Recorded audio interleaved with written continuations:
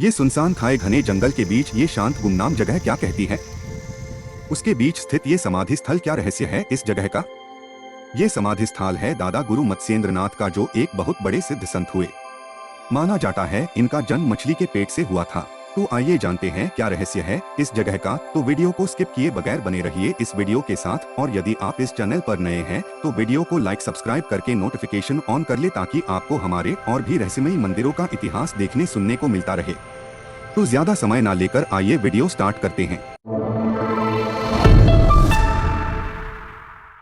मोक्षदायिनी क्षिप्रा नदी के तट पर श्री महाकालेश्वर की नगरी उज्जैन में आप सभी का बहुत बहुत स्वागत है। Ujjain railway station bus station से मत्स्येंद्रनाथ समाधि स्थान की दूरी लगभग 4.5 किलोमीटर है। यहाँ के लिए स्टेशन से आपको आसानी से टैक्सी ऑटो मिल जाते हैं। तो जैसा आप देख सकते हैं हम पहुँच चुके हैं मत्स्येंद्रनाथ समाधि स्थल, और यही मेन गेट से हम एंट्री करेंगे। माना जाता है कि मत्स्येंद्रनाथ गोरक्षनाथ के गुरु थे, जिन्होंने लोकप्रिय हठ योग की शुरुआत की थी। मत्स्येंद्रनाथ को नाथ पंथ का अगुआ और नौनाथ 9 संतों का एक समूह में से एक माना जाता है। माना जाता है कि इस संत ने इसी जगह समाधि ली थी, इसीलिए उनकी कब्र यहाँ बनाई गई।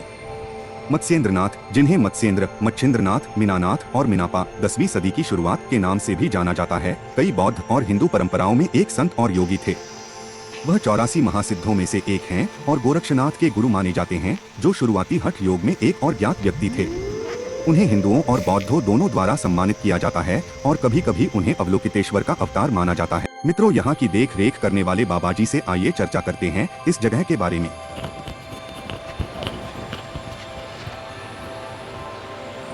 बाबा जी, यहाँ का समाधि स्थल को लगभग कितने वर्ष हो चुके होंगे? ये 23,000 साल।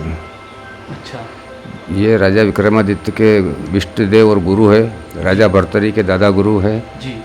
और इस स्थान को स्वयं गोरखनाथ ने अपना हाथ से बनाया है जी। और ये गोरखनाथ जी के गुरु है पीर मच्छिंद्रनाथ जी।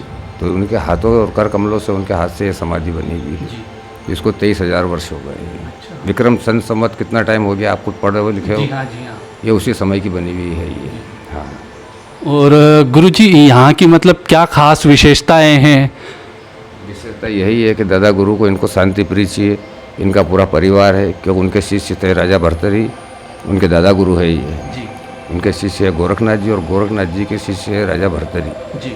तो राजा भर्तरी ने भी यहीं तपस्या की है, उनकी समाधि स्थल भी और तपस्थली स्थल भी यहीं है। तो ये जो स्थान है वो उनका मेन हेड ऑफिस है।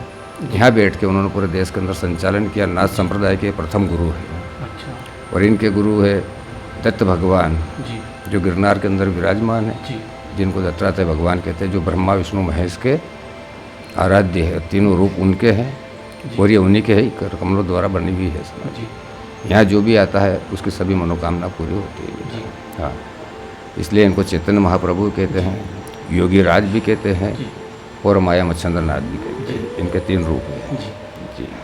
गुरुजी, साल में कुछ ऐसा खास दिन जो यहाँ पर मतलब अगर कोई खास बाहर से आना चाहे तो साल में ऐसा कोई खास दिन या कोई जयंती या कोई जिस दिन वो यहाँ पर आना चाहे और दर्शन करना चाहे, दर्शन का लाभ लेना चाहे? वर्ष में एक ही दिन आता है शरद उत्सव।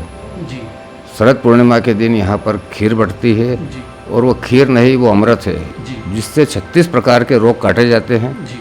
और उस दिन उस प्रसाद का महत्व पूरे परिवार के लिए, टीबी, दमा जो रोग होते हैं, उस प्रसाद को पाने के बाद वो सारे रोग, और आदमी 12 महीने स्वस्थ रहता है। उस प्रसाद की ये विशेषता, उस दिन अमृत की वर्षा होती है, और यहाँ दादा गुरु के दरबार से जो अमृत बढ़ता है वो पूरी नगरी को स्वस्थ और सुखमय बनाए रखती है। तो उस दिन का दिन बहुत बड़ा महत्व होता है। वो वर्ष में एक ही दिन आता है। यहाँ 5 कुंटल दूध की खीर बनती है, और पूरे नगर को, और बाहर बाहर से दूर से दर्शनार्थी आते हैं। उस प्रसाद का वितरण होता है रात्रि को। तो सभी लोग आते हैं और यहाँ पे लाखों पब्लिक आकर ले जाती है प्रसाद को। उस दिन का बहुत बड़ा महत्व है। शरद पूर्णिमा के दिन, नवरात्रि के 5 दिन बाद। हाँ, जो शारदीपुर आती है नवरात्रि, उसके 5वें दिन जो पूर्णिमा आती है उसको कहते हैं शरद पूर्णिमा। उस दिन उसका बहुत बड़ा महत्व है, और उस दिन दादा गुरु की कृपा बरसती है। तो यहाँ जो भी आता है उसकी सभी मनोकामना पूर्ण होती है, और स्वस्थ रहता है और निरोगी रहता है। यह है उस दिन का एक ही दिन। बहुत अच्छा लगा बाबा जी आपसे मिलके। बहुत बहुत धन्यवाद आपका कीमती समय देने के लिए। जय श्री महाकाल। तो मित्रों, कैसा लगा आपको यहाँ का इतिहास जानकर? हमने कमेंट करके जरूर बताया। और इस जगह के बारे में आप और भी कुछ जानना चाहते हैं तो हम कमेंट करके पूछ सकते हैं। आपके लाइक्स, कमेंट्स देवालय चैनल का आत्मविश्वास बढ़ाते हैं, जिनके लिए आपका बहुत बहुत धन्यवाद। एक और नया इतिहास रहस्यमय मंदिर के साथ फिर मुलाकात होगी। तब तक के लिए हर हर महादेव। जय श्री महाकाल।